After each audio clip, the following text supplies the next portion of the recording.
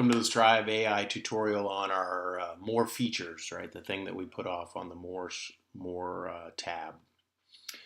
So a handful of different little things here. I'm going to take you through a few of them. The first one is the Athlete Finder. This is another data science feature. Basically, what we're doing here, it only works for cyclists that train with power right now.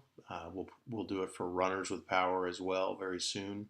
Essentially, what we're doing is using your watts per kilogram over 1, 5, and 20 minutes. We're clustering the athletes basically to see who's part of the same group, right? So this helps you figure out who you might be a good riding partner with. And the way it works is I used to look at everybody at Strive AI, but we got too many people now for that to make sense.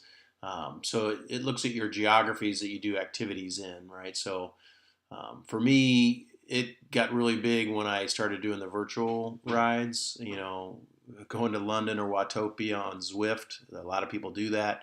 So I saw a lot of people. But, like let's say you just ride in your city, it looks at the major metro you were in, and it's giving you other athletes that are obviously in Strive AI, as well as, living in or riding in the geographies you ride in, right? So, and it just looks at the geographies you've ridden in for the past 12 months, right? So for me, it was picking up London from Zwift, Denver from when I went there to go to the Training Peaks thing and do Leadville, and then, basically Bay Area stuff and maybe some Chicago's runs or something. So that's the Athlete Finder. Now, if you click on any of these in the mobile app, it'll take you to their profile on Strava inside the Strava mobile app. Okay, then some trend data. So this is my, in this case, my peak threshold trend. So the first one is heart rate. And again, you see the different series for each time dimension. Then if I can click over to bike power or to run power, which, I haven't done enough runs right now for it to have a trend, right? It's just one run back about a month ago. Got to get out and run. And, we show where you had PRs. We may turn that off just because it kind of obfuscates the number a little bit. Got to make better art. But, yeah, so that's the peak threshold trend.